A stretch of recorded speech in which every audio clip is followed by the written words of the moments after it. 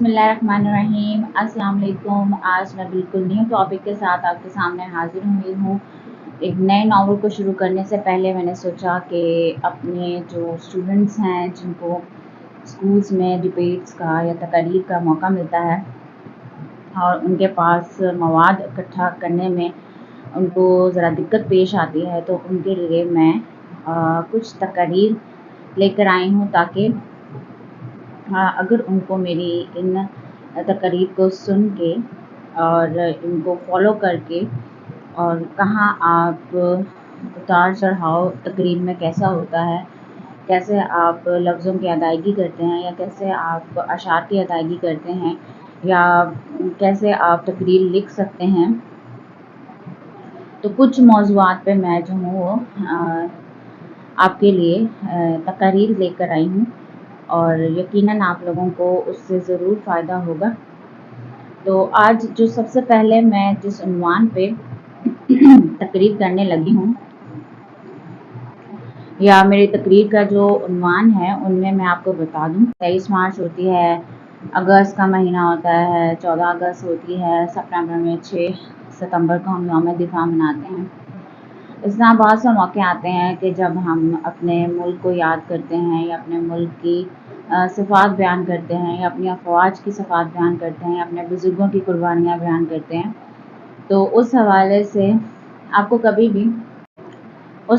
आपको अपने मुल्क के लिए तकरीर जो हैं वो तलाश करनी पड़ती है इंटरनेट पे, और फिर जब आप एक मवाद इकट्ठा करते हैं तो फिर आपको अदायगी में मसला होता है कि हम इसको किस तरह बयान करें कि जो ऑडियंस है उसमें जोश पैदा हो। फर्स्ट ऑफ ऑल एक टिप ये है, वैसे तो मैं देख के पढ़ूंगी क्योंकि मैंने ये लिखा हुआ है, लेकिन आपने जो है वो जो भी तकरीर लिखें उसको ज़ुबानी याद करें, क्योंकि जब जितना आपका आई कांटेक्ट होगा ऑडियंस के साथ और उतना ही आपका कॉन्फिडेंट भी बढ़ेगा और उतना ही ऑडियंस आपको गौर से सुनेगी और आपकी बात को मानेगी भी कि आप वो खुद बोल रहे हैं। खैर, जो मैं पहली तकरीर आपके सामने करूँगी उसका उन्वान होगा ए वतन हम तेरे गुनाहगार हैं। तो बाकायदा किस तरह तकरीर की जाती है या बाकायदा किस तरह आप ऑडियंस के सामने पेश कर सकते हैं, तो वो मैं अब शुरू करने लगी हूँ। बस इसमें एक ये है कि मैं देख के पढ़ रही हूँ, आपने जो है वो बग़ैर देखे याद करके तकरीर जहाँ भी करनी हो बग़ैर देखे कीजिएगा, याद करके कीजिएगा। बिस्मिल्लाहिर्रहमानिर्रहीम। तमाम हाज़रीन महफिल को अस्सलाम वालेकुम। आज की मेरी इस तकरीर का उन्वान है ए वतन हम तेरे गुनाहगार हैं। जनाबे वाला, बात तो सच है पर बात है रुसवाई की। आगाज में मैं ये कहना चाहूंगी, अकल के अंधों को सब उल्टा नजर आता है, अकल के अंधों को सब उल्टा नजर आता है, मजनू नजर आती है, लैला नजर आता है। हाज़रीन महफिल, ये वतन पाकिस्तान की जिसकी बुनियादों में हमारे इस्लाफ का लहू शामिल है, ये वतन हमें खैरात में नहीं मिला बल्कि हमारे बुजुर्गों ने अपनी जानों का नजराना पेश करके इस वतन को हासिल किया है। मगर अफसोस, आज 75 साल गुजरने के बावजूद जब मैं देखती हूँ इस वतन के हुक्मरानों को कि इस वतन के हुक्मरान इस वतन को अपने बाप की जागीर समझकर दोनों हाथों से लूटने में मसरूफ रहते हैं, जब मैं देखती हूँ यहाँ पर ऐवानों में मनोसलवा उतरता है जबकि गरीब का बच्चा 2 वक्त की रोटी को तरसता है, जब मैं देखती हूँ यहाँ हर गली में ये नारा उठता है, मेरी नजर में तू काफिर, तेरी नजर में मैं काफिर। जब मैं देखती हूँ यहाँ मुसलमान तो है दौरे मुसलमानी नहीं, कुरान तो है लफ्ज़े कुरानी नहीं, मस्जिदें तो हैं मगर रूहे बिलाली नहीं। जब मैं देखती हूँ यहाँ कलम बिकता है, अदब बिकता है, सहाफत बिकती है, इंसाफ बिकता है, 2 बोरी आटे के लिए इंसान बिकता है, तो कहना पड़ता है जनाबे वाला, ए वतन हम तेरे गुनाहगार हैं, ए वतन हम तेरे गुनाहगार हैं। अजब रस्म है चारा गरों की महफिल में, अजब रस्म है चारा गरों की महफिल में, लगाकर जख्म नमक से मिसाज करते हैं। गरीब शहर तरसता है एक नवाले को, अमीरे शहर के कुत्ते भी राज करते हैं। जनाबे वाला, जब मैं देखती हूँ मस्जिदों में नमाजियों के खून की होली खेली जाती है, यहाँ हर तरफ अंधेरा है गुर्बत का, जहालत का। जब मैं देखती हूँ यहाँ लंगर खाने तो बनाए जाते हैं, लेकिन गुर्बत और महंगाई की वजह से अवाम अपने गुर्दे जिगर यहाँ तक कि अपनी औलाद फरोख्त करने पर मजबूर हो जाते हैं, तो कहना पड़ता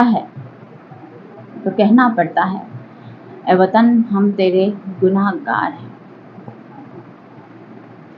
मुअज़्ज़िज़ सामीन, मैं एक ऐसे जहां में आबसी हूँ जहां एक तरफ बलूचिस्तान की आवाम अपने हकूक से महरूम है, तो दूसरी जानिब वर्दी वालों के हाथों पेश होने वाला सानह साहिवाल और मासूम शहरियों को दहशत गर्द करार देकर शहीद करने वालों को इस मुल्क की अदालतों का बाइज्जत बरी कर देना मुझे यह कहने पे मजबूर करता है कि ए वतन हम तेरे गुनाहगार हैं।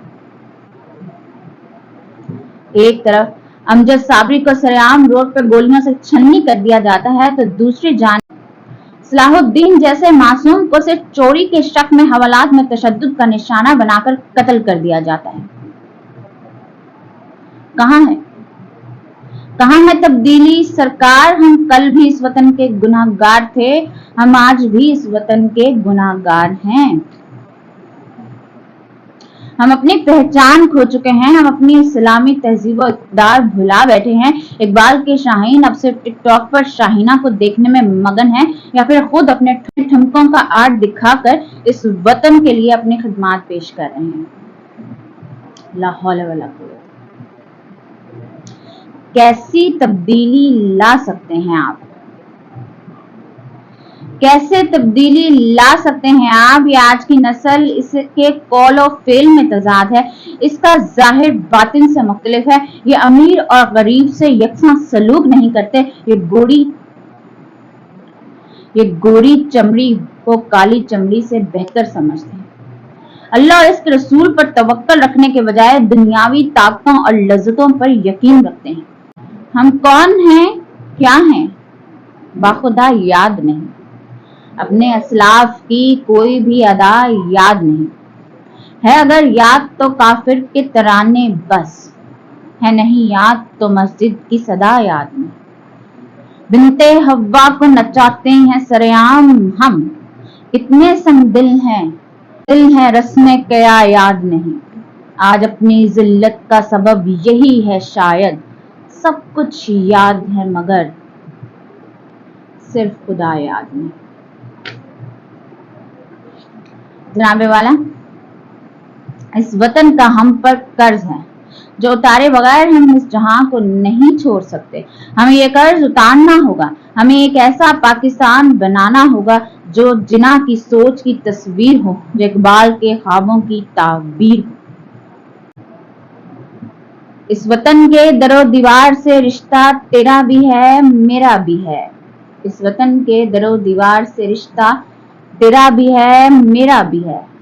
मत जला इसको, ये घर तेरा भी है मेरा भी है। क्यों लड़े आपस में हम एक एक संगे मील पर, इसमें नुकसान सफर तेरा भी है मेरा भी है। शुक्रिया।